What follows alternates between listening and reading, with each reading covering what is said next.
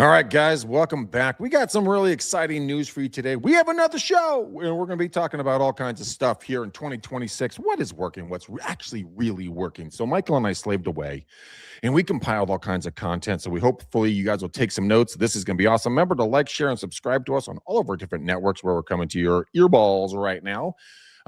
Michael, we're going to be covering some cool stuff. Welcome to the show. What's your most exciting tidbit that you're going to let these folks know before we even get into it?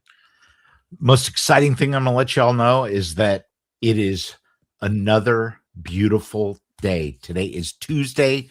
We are on it. I was up at Sonoma State University yesterday, and nice. The kids are starting to almost get it. So that's my tip for the day. Okay. Be smart when you're a college kid. Yep. We got a ton of stuff to talk about, though. So we're going to fire up. Yeah. Bring us up. All right, let's get into our playbook. Michael, take us away, brother.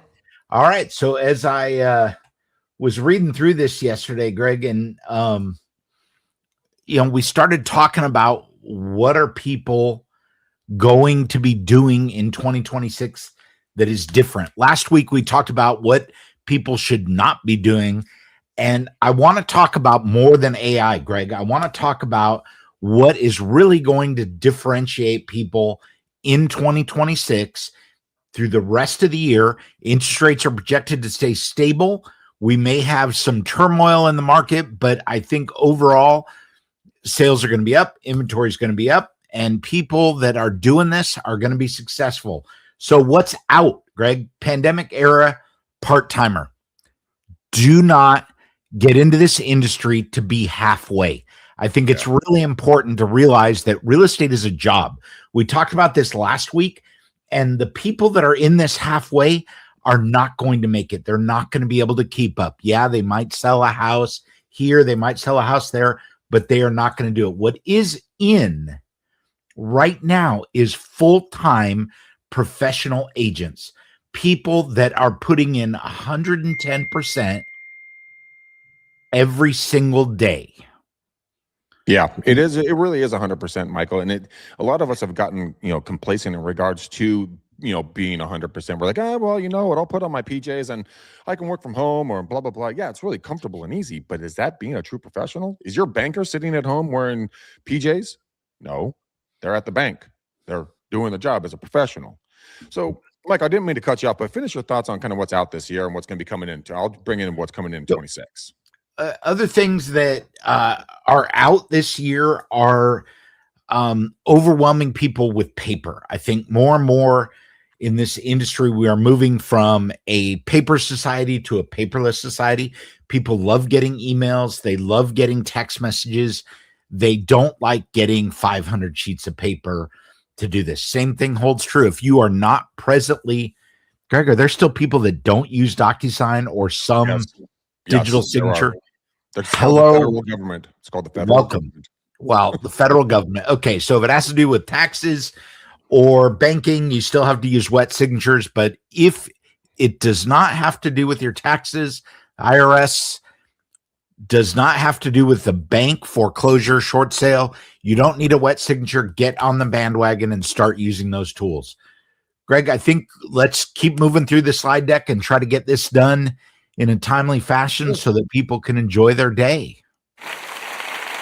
Well said, Michael. Well said, sir. Well said. Greg found the sound effects. Yeah, be wary, guys. I just figured out about that button. Okay, let's break into this really quickly. So what's in for 2026? It's really very, very, very simple. It's basically you're going to be full-time professional. It means you're going to show up and look like your clients. Now, what does that mean? It means if you're in Manhattan, probably going to wear a suit or a very nice dress. If you're going to be in on the West Coast, a hoodie, nice jeans, and some cool tennis shoes are going to fit in just fine. Dress like our clients, be a professional. And it means that you're going to navigate these people through a very interesting situation in their life. For us, it's just Tuesday, okay? But in reality, for them, it's a big stinking deal to buy, sell, invest, rent, do a 1031 exchange, consolidate, whatever they're doing. It's a big thing, and you're going to be there. Now, the failure rate by doing the old way, guys, what I'm talking about, not what Michael was talking about, is to the fact that that actually came out in reverse. Michael was talking about what not to do. I'm talking about what to do. But here's the fact. when agents get in, 90% of you guys are going to fail. It's just the fact of the matter because they don't take it to heart. Agents don't take it to heart. Your burnout rate is significant. I've burned out 4 times in this industry. I understand how that feels. Use leverage, use time, use AI and technology. So Michael, let's jump into mass marketing versus being micro famous. What is your opinion? So yesterday, let's talk about the past and what you were doing. People were doing mass mailings. They were doing large amount of email. They were doing large amount of postcards. They were doing just sold, just listed, coming soon, all of these things. It's time to stop focusing on such a broad net and start focusing on, Greg, take it away, on what they should be doing. You guys want to be hyper local in your neighborhood. So that could be micro famous. A friend of mine actually wrote a book called Micro Famous a long time ago. Matt Johnson. If you want to get that book, he'll send it to you. You can download a PDF about it. But what it means is this: pick a specific marketplace. Now, a lot of us agents, we have egos. We want to be the biggest agent in town. The most impactful thing you can do is going to become Tom Cruise famous, or, which Michael likes to say, Brad Pitt famous. Doesn't matter. Pick a favorite celebrity of yours that anyone instantly knows their name, their face, their movies, their credentials, so on and so forth. You can talk about different scenes, different lines, and you laugh, and it's something that you can share, right? Very much the same thing with real estate. Become Tom Cruise famous for a marketplace. Now, you decide on the size of that marketplace. Now, what they're suggesting in this slide right here, let me bring it up, is they're suggesting 500 homes. Now, the reason why I don't agree with that number of 500 is very specific. It's math-based. You need to have enough turnover rate in that marketplace for it to make sense. Now, if you have a 8 to 10 to 12% turnover rate in 500 homes, you're going to make a healthy living potentially. What's a turnover rate, Greg? Thank you for asking, Michael. I'm glad you did. A turnover rate is you take a marketplace, so a city, a neighborhood, a town, a zip code, whatever your environment is. You go into your title company or your lawyer, depending on the state that you're in, and you get the total number of homes in that specific area. So let's just say it's a zip code. And one of the cities I work is called Danville. They have 2 zip codes. One's 94526. That's the west side. I would take that and I would take it to my title rep and say, how many homes have sold there from this date to this date? It has to be year to date. So let's say it's 5,000 homes divided by the total number of homes sold, right? We'll say 5,000 homes, easy number. Let's say 100 homes sold. Divide the 5,000 into 100. You're going to get a 0.0 something number right there. That's your turnover rate. That's your consumption rate on a year-to-date basis. So what is today? March 3rd? March 4th? No, March 3rd. March 3rd of 26 to March 3rd of 25 to March 3rd of 26 would give you the year-to-date on exactly what your turnover rate is. Then you dominate that market and you figure out how you can become Tom Cruise famous, Brad Pitt famous to that area. So that is my takeaway. That's hyper local stuff, videos, walking the neighborhoods, interviewing local businesses, getting out and talking to the local, groundskeeper at the high school, the junior high, interview the principals, interview the mayors, get embedded like an Alabama tick, all up in people's business in a good way, and really become the man or woman of around town that is the go-to human being. Michael. Okay, wait. Oh, shoot. You're going backwards. I do want to touch on one thing, Greg. 2 things, actually. Number one, guys, when Greg's talking about being hyper local, that doesn't mean go 48 miles away and film a video about a restaurant out there that you really like. That means targeting both the people and the industry in that community so that you're building up a reputation as somebody that's a part of the industry. Okay. Yeah. That is important, number one. Important number 2, Greg, because, I like the technology. I like 2. It's kind of like peace. You can go to First American and some of the other title companies now, and they will actually allow you to upload physical property addresses that they will give you, and you can get what they believe is the email address and what they believe is the phone number of the owner. Yep. For about a penny a piece. Okay. Great way to have somebody so that you're targeting them on social media. You're targeting them on print. You're targeting them by walking around with the business cards that you throw away in the first trash can. and you are targeting them by phone and email. Okay. And Greg, we need to have another show talking about phone because I don't like doing that either. But let's move on to the next slide now. Oh, I know you don't like doing the phone. All right, Michael, what was working when we were doing the look at me advertisements? So I don't know that it was ever working, Greg, but every time I see a realtor ad that says I'm number one, or I'm in the top blah, or I do this or I do that, I cringe, because what I will tell you is that your clients, your potential clients, don't care that you're in the top 1%. They do a little bit, maybe that might get you, a look, but they want to see that you're actually in it for them. And Greg, what does that look like? So a lot of us have been trained, Michael, like you said, to do like, hey, look at me, look at me, look at me. I'm number one. I just closed this huge house. I'm at this broker's tour. I'm at this, this open house on Sunday. I closed this many deals, blah, blah, blah, blah, blah, blah, blah, blah. It's like going to a dinner party or a cocktail, party and talking to somebody. Only thing they do is tell you how great they are. You literally want to punch them in the face and throw up in their drink because it is nauseating. Here's what you should be doing. You should be making it a story about them. Ask them questions. How long have you lived here? What's your, how old are your kids? Are you guys in sports? What do you do for a living? How long do you like it? Where did you come from? Ask them. Be curious about them. And then when they ask you what you do, you don't say, oh, I just got all these listings. I'm so crazy busy. No. You know what, Michael, I'm glad you asked. This is going to be the script you should use. Michael, I'm really glad that you asked. You know what? I just had the opportunity. I helped this wonderful family, the Johnson family, Matt, Julie, and their three little kiddos into a property. And it was the most gratifying thing ever. You should have seen the tears coming down Julie's face when she saw that her kitchen that she dreamt of forever is now hers. Oh, by the way, I have a video. Hold on. Let me show you the video. Play video. See, that's what I do, man. I change people's lives for the best. Now it's not about you. It's about the emotional connection you had with that client of yours. And you can tell that story a billion times and nobody's going to get bored of it because there was a problem. There was a hero and you solved it and you came out the other end with the success that the client wanted.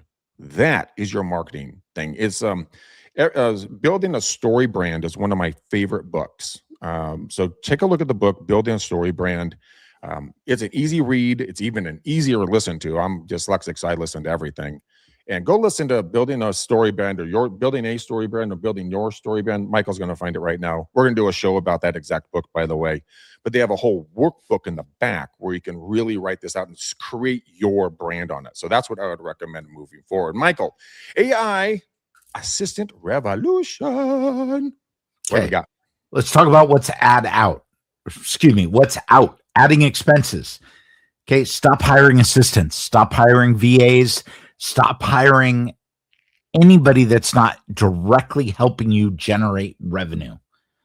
Okay, this is really important. You have to train those people. They're an expense. You can't afford to spend millions on those people, so they tend to come and go fairly quickly. Stop doing that. What are you going to do instead? Greg? Dude, what I've been doing, and Michael and I were talking off air prior to the show, I just signed up with this company called Cursive, and it's I think 20 or 30, no, I think it's a 30-day immersive training program going through all the other AI systems that are out there and how they all work together and kind of what they can do.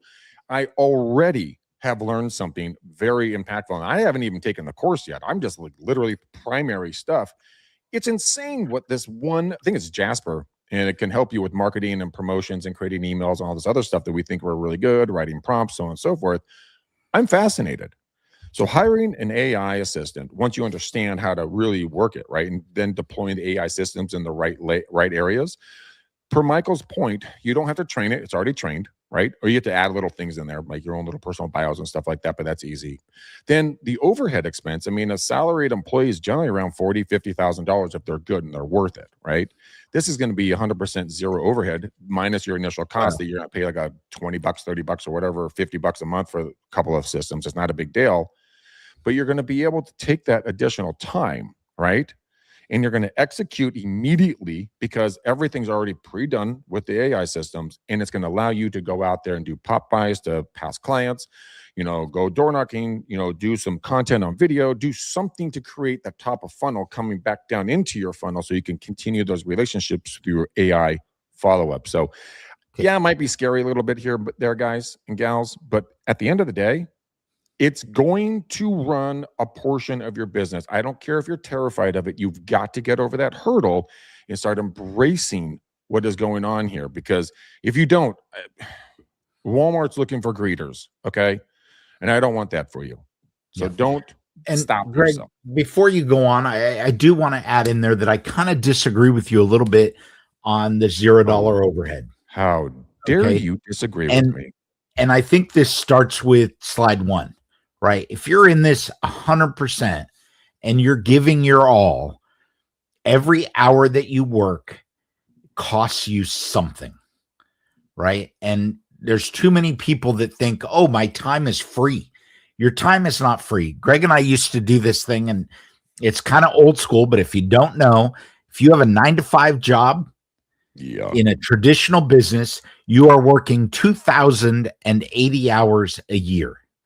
So in real estate, you're going to work more than 40 hours a week, but let's just say that you could get away with that. And you want to make $300,000 a year. Okay. You want to make 100,000, you want to make 500,000, you want to make $1 million. Take that number and divide it by 2080. Okay. And that is your hourly rate. So anytime that you are doing something like focusing on AI and focusing on doing all these other things, Greg's adding it up. I am adding it up right now. 42,000 divided by 2080. So when we do this, remember that you have to learn AI. That's going to cost you something. It may not cost you dollars, but it's going to cost you something. You're going to have to put those scripts in place. May not cost you dollars, but it's going to cost you something. Sometimes it's better to hire somebody, hire me, Support Geeks, and we will come in and write the AI systems for you, probably for less than your number. Greg, what was your number? So I just put in 500,000 as a income because it's a nice round number and it's sexy. Divided by the 2080, that came out to $240 an hour. So if you're not doing something worth $240 an hour, then you need to offload that to somebody else immediately, aka AI Michael at supportgeeks.com. Guys, make sure you go over and take a look at We're less than that. Oh yeah, they're way less than that in a positive way, not a negative way like they're generic. They're very, very, very good on everything that I've ever seen them do. And see if I can put that up there on the top right. It says Support Geeks, guys. Right in the top right, go take a look at Support Geeks. Michael, by the way, this is a little thing, and then we're going to jump over to the next slide. He helped me move my entire computer, virtually all of my files, all of my operating systems, literally took it up and just put it right in my new computer, and he did it in like 10 minutes. It was freaking awesome. Anyways, that's my testimonial. Okay, Greg, I want to add one more thing before you leave. I know, I'm killing you. You want to get to that next slide, but I think this is important because we're talking about people's money. Greg, in California here, homes are selling for $1 million, $2 million. To hit your $500,000 number, are you going to work with people that are looking for $1 million, or are you going to work for people that are looking for 100,000? Does it matter? It does matter because we're ultimately, at the end of the day, we're in a service-based business. So I will work with anybody that trusts me with their large financial decision. So absolutely, I do not discriminate. That's something that's personally for me. I always work with anybody who has a want, need, or desire to have good representation, because you know what? You never know who they know, and it's the right thing to do to assist every person that wants help, because there's a lot of challenging humans that will not do that. Now we are moving on to the next damn slide. But wait, no, just kidding. Shut it. I will murder you in your sleep with a spoon. All right. Now, this is where you're going to jump off, Michael, because I want you to go deep on these things. You introduced me to Firefiles AI, which is amazing. But walk me through these other ones. I do not know anything about them. Okay. So Fireflies AI, for those of you that don't know it, this is your assistant that will log into Google Meet, Zoom, pretty much any platform that you have, and record the meeting. It will record the meeting in video. If you have the right subscription, it will record it in audio. Best of all, it will transcribe that conversation that you have, no matter how many people are there, and it will spit it out for you, including any questions, an AI summary, any to-dos, and it will give you those things, and it will actually add these things to your calendar if you want. Quo is going to be your business phone, right? Your phone is everything these days, and for a lot of us, you're just walking around with this computer in your pocket and you're not really using it. Quo is one example of this new AI revolution that is allowing you and me agents to create a digital PBX in the old school way and have your phone electronically answer and record the phone call. Greg knows because he calls mine all the time. I use an AI tool right now that goes in and basically it answers the phone. Hey, Greg, Michael's not available right now. Could you leave a message? But it's a little bit clearly. Speak clearly because you tend to mumble, and it transcribes it. And it's the best thing in the world for me. I do not have to check voicemail. It also has gotten to the point now where they can screen out spam calls. So great tool. Inbox Pilot, trained email assistant. I want to pause on this one, Greg, a little bit, and don't want to talk about this too much because a lot of us are using tools with our Google Workspace and our Gmail accounts. Okay. If you are setting up OpenClaw or some other LLM and you are giving access to your email. What's an LOM? What?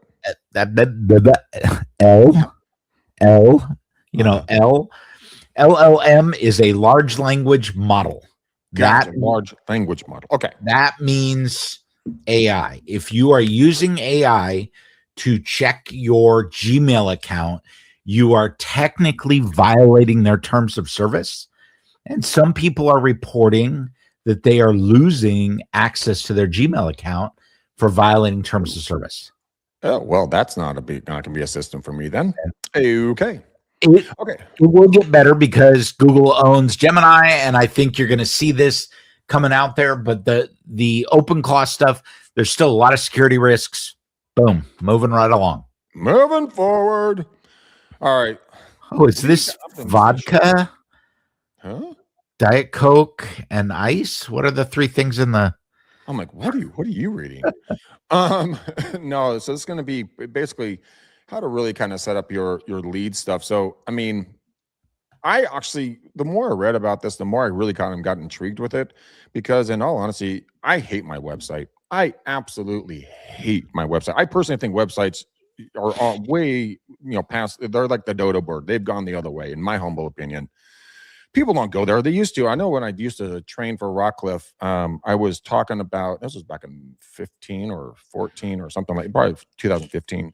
And I was talking about how in 2014, 70% of people went to people's websites. Well, that's in 13. 70% of people researching real estate agents would go to their website. In 2014, 85% people went to the agent's Facebook page. So, Michael, would you say website or would you say social media coverage? I think you need both. Okay. You need your social media because people tend to doom scroll. You need a website so that people can find your social media if all they know is your name. Okay. It's a great tool to get them access to it. What you don't need anymore, sorry guys, you don't need property search. People aren't going to you. They're going to Zillow. Nope. They're going to Redfin. They're going to realtor.com. Okay. Homes.com. Homes.com. All of those places, they're not going to you. Your website has become a digital business card. Treat it like such. I don't like that idea. Okay, well, so that's really. Of course you don't, because your website is terrible. It's horrible, and you built it. No, I didn't. You're still using MySpace, dude. Don't blame me. Shut up. Okay, we'll talk about Gamma. Michael, talk to me a little bit about Gamma. I thought this was pretty cool. Customized buyers and seller listing and buying presentations in 15 seconds. Have you used this? I haven't used Gamma specifically. I've used a couple other tools like it. First off, I argue with anybody that tells me they're going to create anything in 15 seconds because there's still a lot of people using AOL in Central America. That's not the country that is the states in between California and New York. They're still using dial-up. They're still using Starlink. They've got all of these tools, and you can't get anything big in 15 seconds with pictures. But they are able to create tailored marketing information based on price range and area. Right. Okay. That's what I'm saying. I mean, we don't have to go for the Mona Lisa on this thing. Is it good? Yes, it's not bad. Is it free? No, it's usually not. And Greg, what is my number one tool for free right now? Greg's work hours.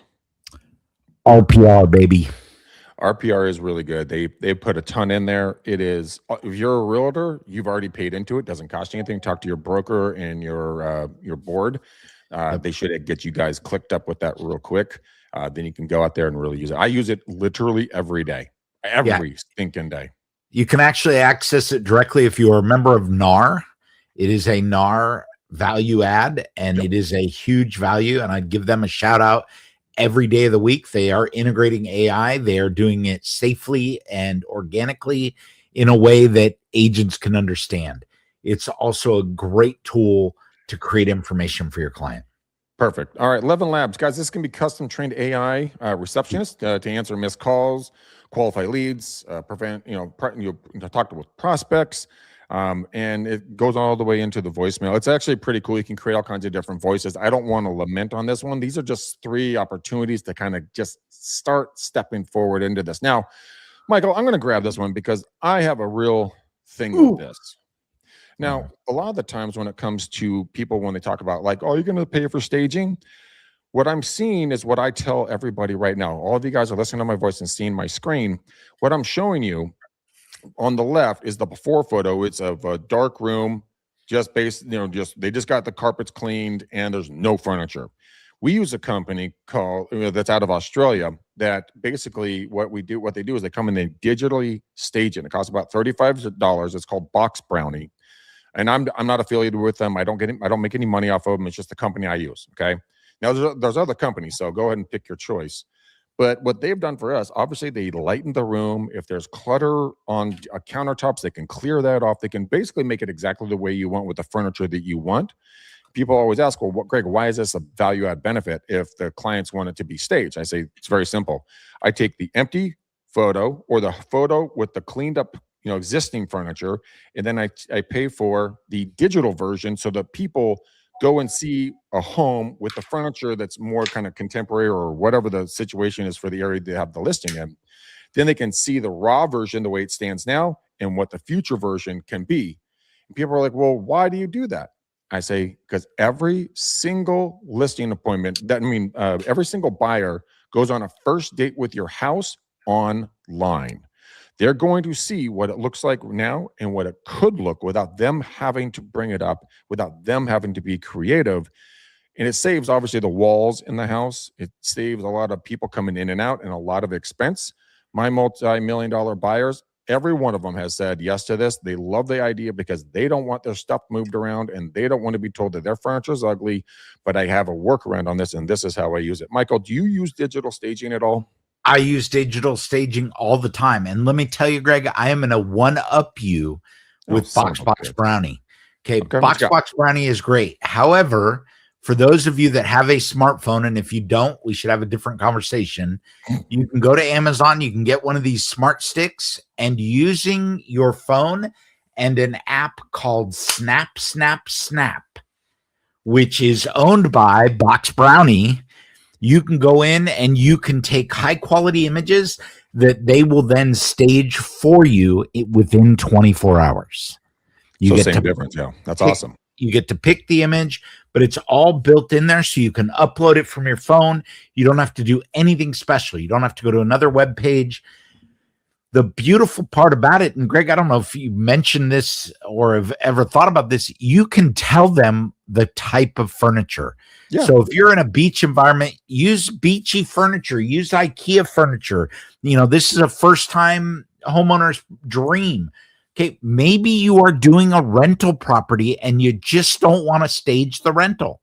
Go in there, spend $100 with Snap or Box Brownie, and show people what this is going to look like. It will be a huge benefit to you.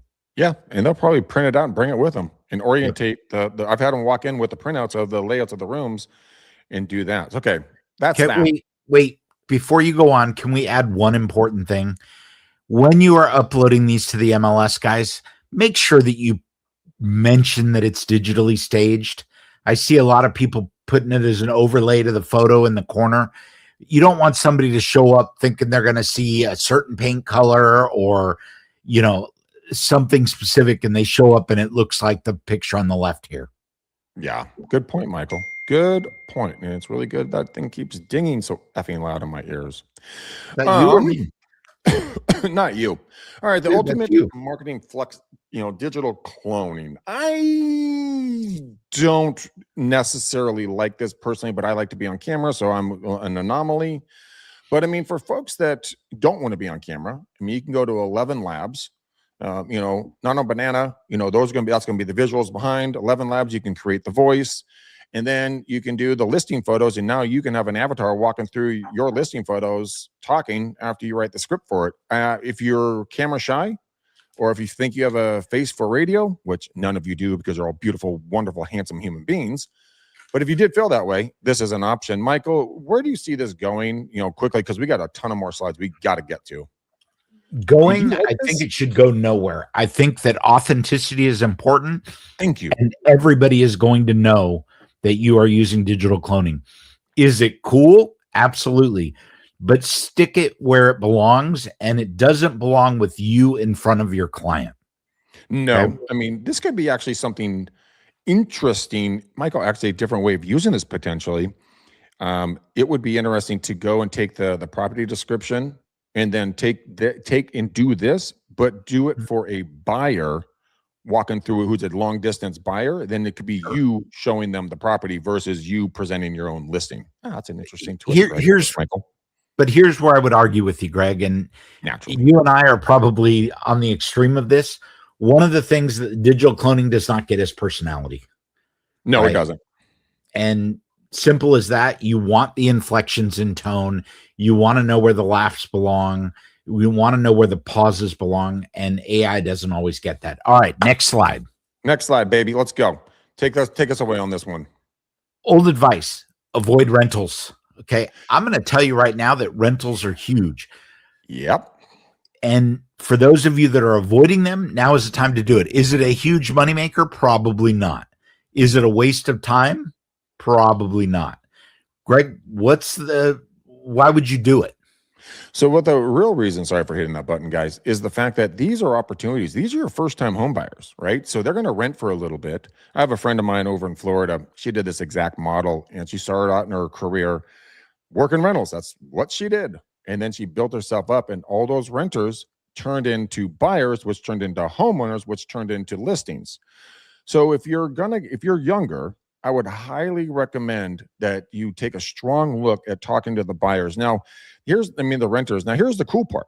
You can get a hold of the different, apartment complexes and get permission. Always get permission to represent potential renters. So you put ads out there. Hey guys, the property at the Buena Vista, I'm making stuff up here. The Buena Vista Apartments here in downtown, anywhere USA, has 5 more units available. Here are the specs. Contact me for details and a showing, right? So now you become an asset to the apartment complex because they're getting more people to rent units. You're building a relationship with the renter. Then they're going to tell their renter friends that you were like a concierge to them, walking them through the process with the documentation, bought them a cup of coffee, got them into the place that they want to be.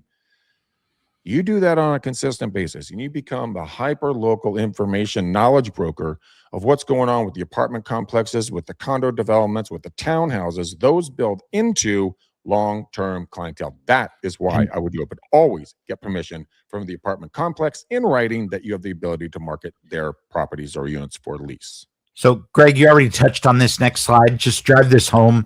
This is the 4 steps that Greg's talking about. He's got the lure, right? The deluge. I don't know if it's a deluge for rentals, but they come in. Okay. All of this stuff goes through, when you look at all of these things, it's really easy to turn a renter into a buyer. In the Silicon Valley, I have a client right now that is paying $4,000 a month for a 1-bedroom, 1-bath, 900 square foot apartment in a high rise in downtown. That's pretty standard in that neck of the woods, though. But that's a lot of money for 900 square feet, dude. Yep, it is. And Lot of you know what? It turns out the guy moved to Florida. Do I know this individual? Yeah. I thought that was that individual. Okay. Well, you know what? He saw the writing on the wall and he bailed. And so did a lot of billionaires. But if you have to stay here for work, family, health, whatever it is, keep that in mind. Work with the folks that are, they're going to be sticking around as well. All right. Next one, since we're running up on time here. Now, this is something that I want to reference back to, and we're going to go right back to our conversation, right? The hidden ROI of turning, renters into buyers. That's exactly what I just talked about. But Michael, let's break it down very quickly, right? So we take the stats. Can you convert 30% of closed renters into future buyers? Do you think you can do that, Michael? Me, no. Why not? Because I think the market down here, I don't think 30% of renters have what it takes to go into buying right now. Okay, so let's take the Silicon Valley out of it. Let's just say, talking about overall, converting 30% of closed renters into future buyers. Now, here's the math. The pipeline of math is this: 100 renters closed per year equals 200 renters in 2 years. 30% commission, 60 buyers, guys. At a $10,000 commission, that's a $600,000 future pipeline built specifically on the backs of the renters that you made the connection with and helped them rent the property. Then it goes into a magic follow-up system, right? And it is literally that easy to stay in contact, invite them out to coffee, promote their business, help them get connections in their line of work, recommend a babysitter or a tree trimming company. Just be that person. Right now, a lot of people say put a magnetic business card on the fridge at move-in. Listen, in the areas I work, everybody has wood-covered refrigerators. I mean, rarely do I see stainless steel. Here is another idea: go out to their fuse box. That thing is going to be freaking metal. You slap your magnetic card right on that thing, maybe 3, 4, or 5 of them, because they're not going to see them because they don't go there all the time. But when they see them, boom, little miniature billboards. When the lights go out, they're going to see you, and they're going to be, oh, I wonder, I got to call Greg about blah, blah, blah. Hey, Greg, the lights are out. They're not going to see us. Flashlights, genius. Yeah. I'm going to argue for notepads. Nobody throws away a notepad. Doesn't matter what's on it. They don't throw away a notepad. Well, that's true. Right? We actually still have a lot of our old ones too. I like pens, so on and so forth. Exactly. I like this one. Daily operations of a top producer. What does a top producer do? Let's start this out, Greg. One that is not on your list here is they get up. They get up early. They get started early. They don't sleep in until 4 p.m. They get up. Part of that is acting like a professional. Okay, they need to be consistent. They need to be confident. They need to be outgoing. They need to be out. Okay, you can't sit behind a desk and wait for the phone to ring. That doesn't happen anymore. No, it never did early, but yeah, well, it did back when we came in on horses. Okay, so let's talk about KPIs. Greg, what's a KPI? Honestly, I was trying to figure that out, and I know I should have that answer right now, and I know it looks super stupid saying I don't know. Key performance indicators. Yeah. So it's really what gets tracked, right? It's really kind of identifying, and Terry built me a spreadsheet for tracking my door knocking numbers and cold calling numbers long time ago. And it literally broke it down. And I'm going to actually have it reworked. And I want to give it away to everybody who's a part of what we're doing here. But it tracks it down to the minute of my value, so it's per minute, per hour value, per person you talk to, per lead. And then you have a couple of other factors in there. I can tell you, if you work a market of, I'm just going to use 500,000 because it's a nice round number, $500,000 at a 2.5% commission, you work 80% of the year or 78% of the year. You work 5 days, not 4 days. You prospect 1 hour, and then you figure out what your, and then your conversion rate is at 5% conversion rate for all the calls and people you talk to, only 5%. And I can tell you what your value is. I mean, I can tell you that right now, when I do cold calls, my value is $3,756 per hour. That's my value based upon the price points and my conversion ability. Now, do you think that would motivate you? Do you think you could track that? Do you think that would kick you right in the hoo-ha if you could really see what your KPIs really did? I guarantee to you it will. So, Michael, how do you structure a schedule that you can actually follow? Well, hey, Greg, what's a hoo-ha? A hoo-ha? It's your butt. Just kidding. All right. How do you structure a schedule? You put it in your calendar, and I'm going to encourage you to do it on a digital calendar so you have it with you. This is a business. You need to treat it like a business, and you need to book and catalog your time. You are going to have appointments. You are going to need to meet with the doctor. You're going to need to pick up the kids. You got to make meals. Budget your time and pick your number. Greg picked his 500,000, breaking it down to a little over $200 an hour. You need to realize that your time is there. And if you realize at the end of booking your time for a week that you're only doing 5 or 6 hours of real estate work, unless you are wildly successful with those 6 hours, get out. Because 5 or 6 hours is not enough, right? No. You've got to be committed to this business and committed to doing the right amount of work to get the results that you want. Well, Michael, it's like working out or dieting, or, if you want to learn a new hobby, I'm interested in learning how to, go crabbing. I mean, throw a line out, get a crab, take it home, boil it, have some nice crab meat, because I caught it. I don't know how to do it, but I'm going to put some time in to learn how to do it. But when it comes to calendar stuff, I live and die by my calendar. If it's not on there, I'm not doing it. End of story, hard stop. But that's me. All right, 12-month nurture engine, Michael. Now, let's make this one quick, Greg. We're over 40 minutes here. Let's get people moving. I wonder whose fault that is. Mister, I have one more thing. I have one more thing. One more thing. Yeah, there it is again. Son of a bitch. Michael, walk us through very quickly. What are you using currently for a 12-month nurture system? So I don't look at it as 12 months, Greg, because I don't feel like my career is annualized. I think my business is about today, tomorrow, next week, next month. I focus on annual home equity reviews. I buy greeting cards and birthday cards and home anniversary cards like they are chiclets. I pre-write the cards, and I just put the date that I'm going to mail it. When it comes to an annual home equity review, I use RPR. Anybody that I have worked with or talked to or know that has bought a home in the last 10 years, I send them an annual report that gives them their home value.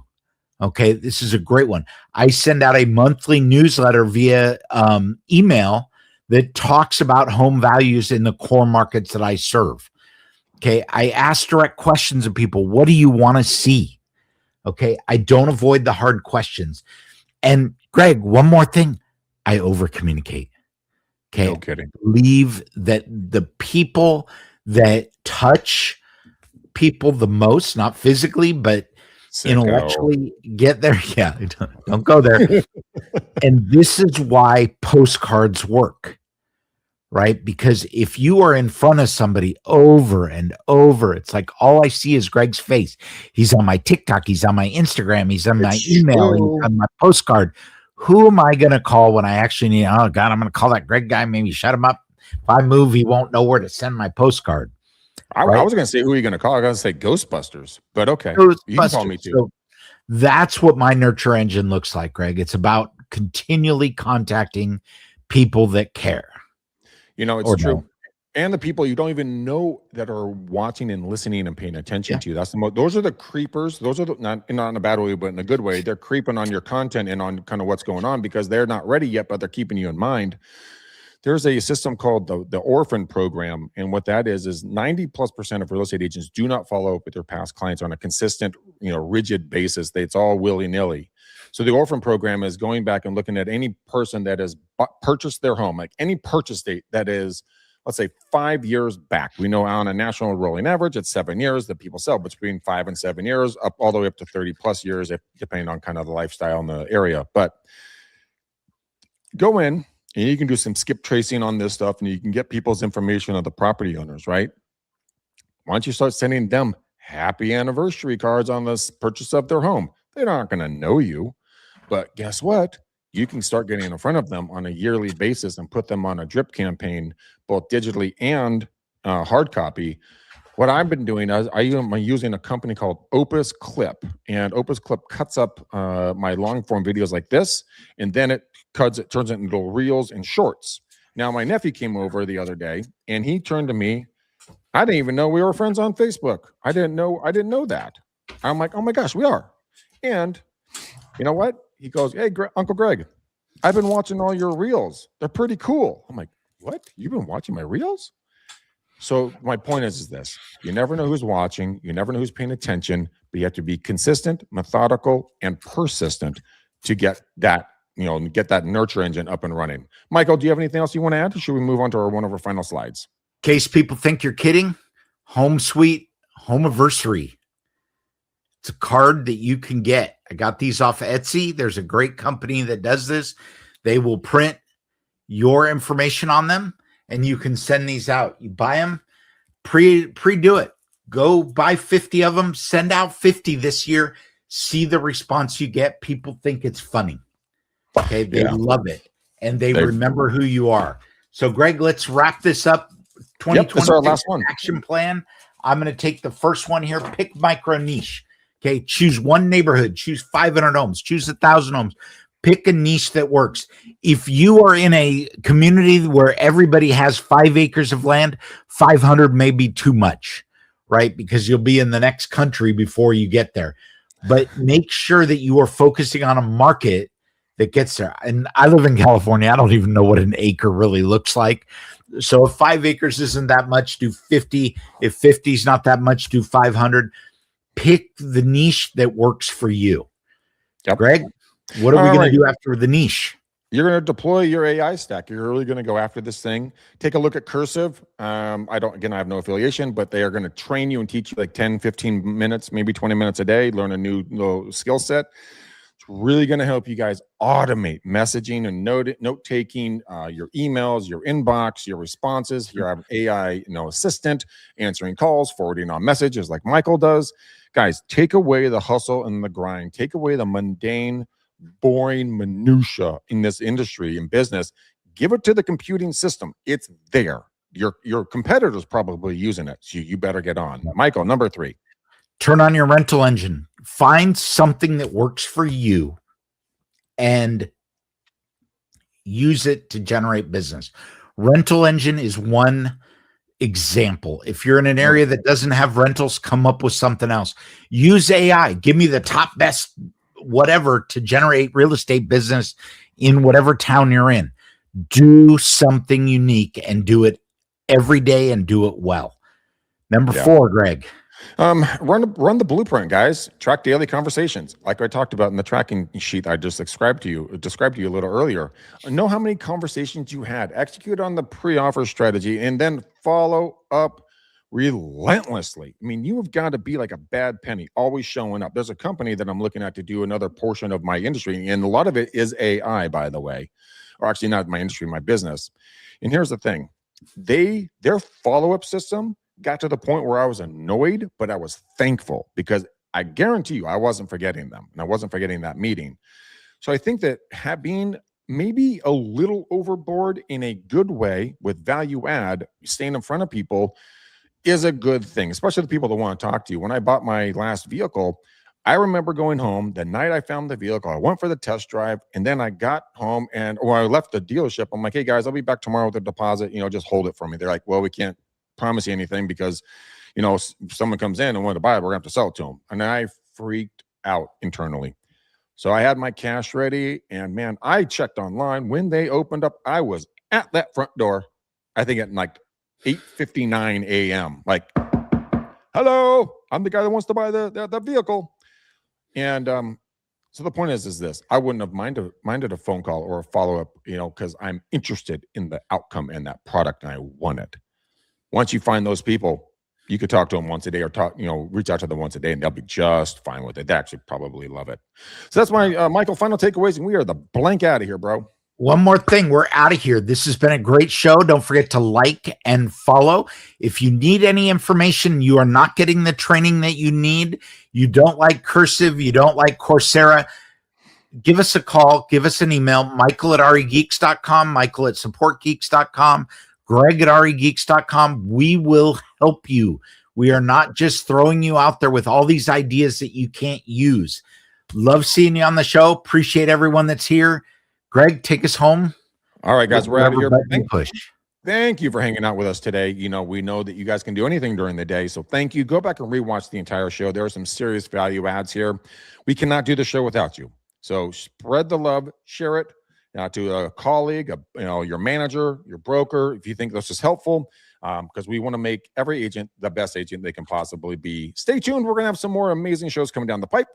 And one of them is going to be, we are going to go over the book, Building a Story Brand, and why that is important to you.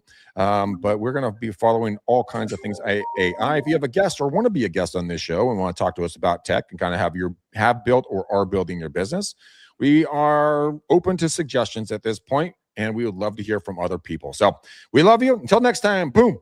Peace. We out.